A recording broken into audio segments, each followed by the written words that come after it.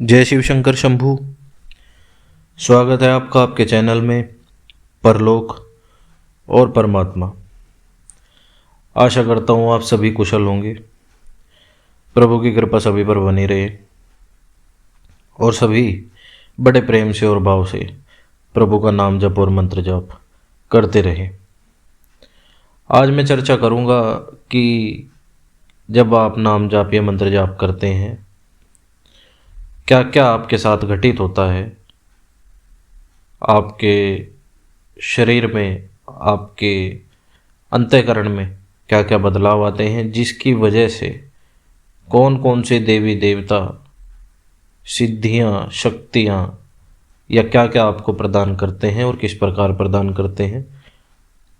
आज मैं आपको ये सब बताने वाला हूँ। चलिए बिना देरी किए शुरू करते हैं।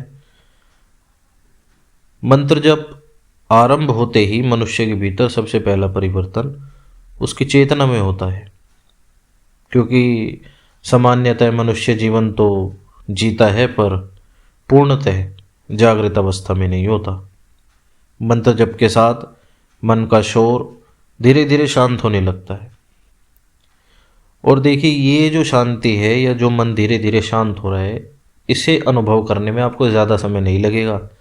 कुछ ही दिन नाम जप या मंत्र जाप करते करते कुछ ही दिन में ये लक्षण बड़े शीघ्र ही प्रकट हो जाता है। आपका मन स्थिर होने लगता है अपने आप। मंत्र जप के साथ मन का शोर धीरे धीरे शांत तो होता ही है, चंचलता भी कम हो जाती है। अभी एक ही बात है, जब आपका मन स्थिर हो जाता है तो चंचलता स्वाभाविक रूप से ही कम हो जाएगी और चेतना अपनी सीमित अवस्था से निकलकर विस्तृत होने लगती है, जिसका अनुभव कभी सिर हल्का लगना, कभी शरीर में ऊर्जा का प्रवाह महसूस होना, तो कभी एक गहरी और अकारण शांति के रूप में होता है। यह कोई भ्रम नहीं है, कोई रोग नहीं है, बल्कि चेतना के जागरण की स्वाभाविक प्रक्रिया होती है। जैसे जैसे जब गहरा होता है वैसे वैसे अंतःकरण अर्थात मन, बुद्धि, चित्त और अहंकार, इन सब का शुद्धिकरण प्रारंभ हो जाता है। जब भी आप जाप करते हैं तो ऐसा नहीं है कि कुछ दिन आप जाप करेंगे उसके बाद फिर आपके साथ कुछ घटित होगा। पहले दिन से ही जैसे ही आपके मुख से जाप प्रारंभ हो जाता है, या आप अंतःकरण से या बाहरी रूप से संकल्प ले लेते हैं, ये धारणा बना लेते हैं कि मैं अब प्रभु का जाप करूंगा और प्रभु के और समीप मुझे जाना है, प्रभु की भक्ति करनी है, भजन करना है, तो वहीं से कार्रवाई शुरू हो जाती है आपके ऊपर। तभी से ये सब कुछ आपके ऊपर प्रभाव डालना शुरू कर देते हैं।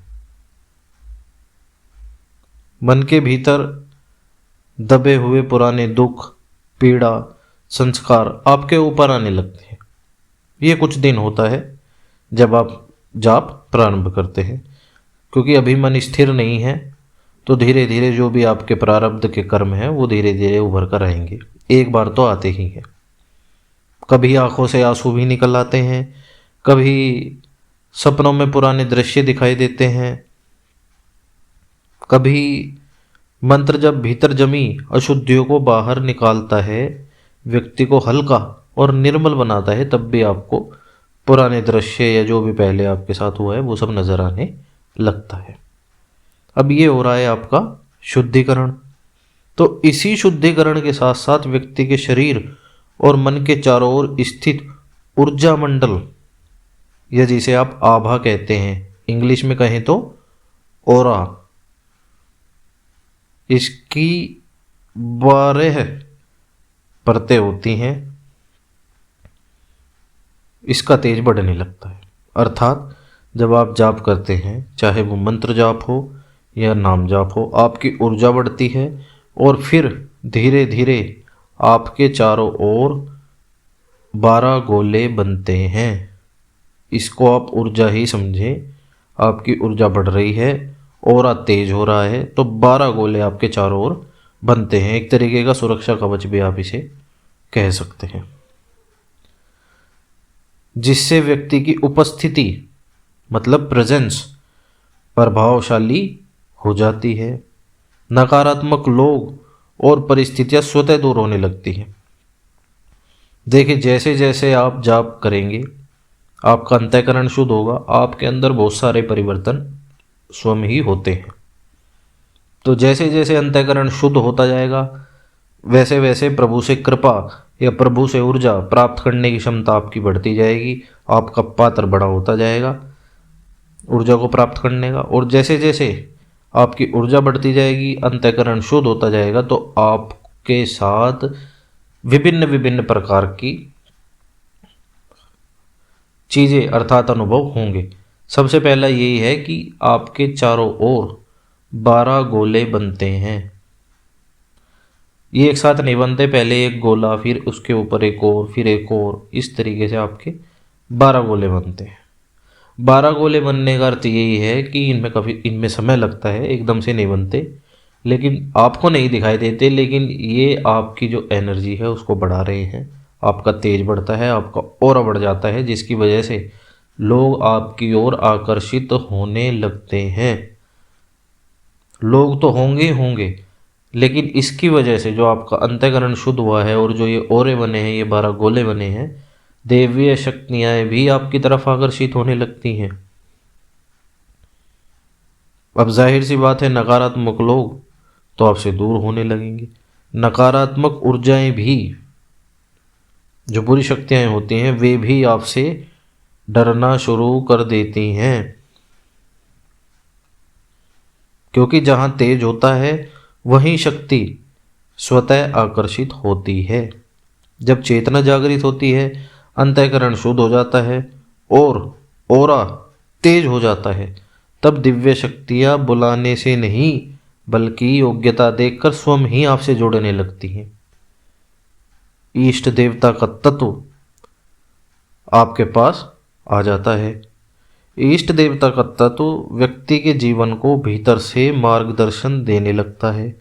मतलब वो आपका जो मार्ग है वो खोल देते हैं, आपको चीज़ें समझ आनी शुरू हो जाती हैं कि आपको अब आगे क्या करना है। गुरु और ऋषि परंपरा की चेतना, सुरक्षा और संतुलन आपको प्रदान होने लगता है। आपको रक्षक शक्तियाँ एक तरीके से जो सिक्योरिटी प्रोवाइड करती है, आपको व्यक्ति को मिलने लग जाती है जो जाप करता है। इससे क्या होता है कि जो अनजान खतरे हैं वो आपके साथ कुछ भी नहीं होगा। जो दुर्घटना होती है अनजाने रूप में भी, या अगर आपको कोई खतरा है तो उनसे वो आपका बचाव कर लेती हैं। आप कोई गलत निर्णय लेने वाले हैं तो आप गलत निर्णय भी नहीं लेंगे उन्हीं शक्तियों की कृपा से। अनावश्यक कष्ट अगर कोई आने वाला होगा तो उससे भी वो आपको बचा लेती हैं। ये शक्तियाँ आपकी रक्षा करने के लिए ही आपके पास आती हैं। दिखता आपको कुछ नहीं है, होगा आपके साथ सब कुछ, लेकिन ये शक्तियाँ आपको दिखेंगी नहीं, अनुभव में आ सकती हैं। अगर आप समझदारी से समझेंगे चीज़ों को तो आपको समझ आएगा कि हाँ, कुछ ना कुछ है जो आपको बचा रहा है, जो आपकी पर कृपा कर रहा है, आपका मार्गदर्शन कर रहा है। इसी प्रक्रिया में विभिन्न देवी देवताओं के तत्व अपने अपने गुण भी आपको प्रदान करने लगते हैं। अगर आपकी क्षमता हो गई है दिव्य तत्व ग्रहण करने की या उनसे कृपा प्राप्त करने की, तो प्रभु तो बैठे ही देने के लिए हैं। जैसे कि शिव तत्व अगर है तो आपको वैराग्य प्रदान हो जाएगा, आप धीरे धीरे भौतिक सुख सुविधाओं से दूर होने लगेंगे, भय मुक्ति हो जाएगी, भय से आप दूर हो जाएंगे, आपको भय नहीं लगेगा, और अंतर शांति भी आपको प्रदान होगी जब शिव तत्व आपके पास आएगा। शक्ति तत्व जब आपको मिलता है तो आपके अंदर साहस आएगा, आपकी ऊर्जा बढ़ेगी, परिवर्तन की सामर्थ्य मिलने लगेगी। जब गणेश तत्व आएगा तो आपको बुद्धि मिलेगी, जो भी आपके विघ्न होंगे उनका नाश हो जाएगा। तथा विष्णु तत्व ये आपको स्थिरता प्रदान करता है, संरक्षण प्रदान करता है और जीवन का संतुलन भी प्रदान करता है आपको। पर यह सब किसी बाहरी चमत्कार के रूप में नहीं होगा, बल्कि व्यक्ति की सोच, व्यवहार और निर्णय में आए सूक्ष्म परिवर्तन के रूप में प्रकट होता रहेगा आपके सामने। आगे चलकर इसी अवस्था को लोग सिद्धि भी कहने लगते हैं। जब मन पर नियंत्रण बढ़ने लगता है, भय क्षीण होने लगता है, संकल्प में बल आ जाता है और व्यक्ति के शब्दों में प्रभाव उत्पन्न होने लगते हैं। सत्य यह है कि ये सब मंत्र जप के परिणाम स्वरूप होने वाले प्रभाव ही हैं, क्योंकि मंत्र जाप का वास्तविक उद्देश्य शक्ति प्रदान करना नहीं है, बल्कि व्यक्ति को भीतर से ही शुद्ध, स्थिर और इतना योग्य बना देता है कि वो ये सब करने योग्य स्वयं ही बन जाता है। स्मरण रखने योग्य बात तो ये है कि जितना मंत्र जप शुद्ध, विनम्र और निस्वार्थ होता है, उतनी ही दिव्य शक्तियाँ आपकी सहायता करने लग जाती हैं। पर जैसे ही अहंकार, ये बात आप गांठ बांध ली, ये समझने वाली बात है, ध्यान देने वाली बात है बहुत। अगर आपको कुछ प्राप्त हुआ भी है प्रभु से और आपने इतनी मेहनत की, आप इतने समय से जाप कर रहे हैं और बहुत ही ईमानदारी से, बहुत ही भावनात्मक रूप से, सच्चे मन से आपने जाप किया है, आपकी वृद्धि भी होगी, आपको कृपा भी प्राप्त होगी, इसमें कोई संदेह नहीं है। लेकिन इतनी मेहनत करने के बाद अगर आपको कुछ प्राप्त हुआ, उसके बाद अगर आपके अंदर अहंकार आ जाता है, दिखावा आ जाता है, या आप गलत कार्यों में प्रवेश कर जाते हैं ये सोचकर कि अब तो मेरे पास शक्ति है या मुझे कुछ शक्तियां प्राप्त हो चुकी हैं, मैं आपको बता दूं, शक्तियां तुरंत ही काम करना बंद कर देती हैं, शक्ति रुक जाती है। आपको कोई चीज़ मिली है, प्रभु ने आप पर कृपा की है, तो कोई शक्ति दी जा सकती है तो ली भी जा सकती है। अगर आपके अंदर अहंकार आ जाता है, दिखावा आ जाता है, आप गलत कार्यों में लग जाते हैं, तो शक्ति का प्रभाव स्वतः ही कम होने लगता है, क्योंकि आप सक्षम थे, उस लायक थे तो शक्ति काम कर रही थी। अब आप सक्षम नहीं हैं तो शक्ति काम नहीं करेगी। इसलिए मंत्र जप का मार्ग बाहरी प्रदर्शन का तो बिल्कुल भी नहीं है, भीतर के परिवर्तन का मार्ग है। क्योंकि पहले मंत्र जप मनुष्य को बदलता है, और जब मनुष्य बदल जाता है तब संसार और दिव्य शक्तियाँ दोनों उसके साथ बदलाव करने लगती हैं। संसार भी बदलने लगता है, आपको देखकर, आपसे मिलकर लोगों का भला होने लगता है, लोग बदलने लगते हैं, लोगों पर भी प्रभु की कृपा होने लगती है। आशा करता हूँ आपको ये जानकारी अच्छी लगी होगी। अगर आपको ये जानकारी अच्छी लगी है तो कृपा करके मेरे भाई बंधु जो भी हैं, जो भक्ति करते हैं लेकिन इस चैनल से नहीं जुड़े हुए हैं, कृपा करके उनको भी ये वीडियो ज़रूर शेयर करें, ताकि वो भी कुछ ना कुछ प्रभु की कृपा से ग्रहण कर सकें।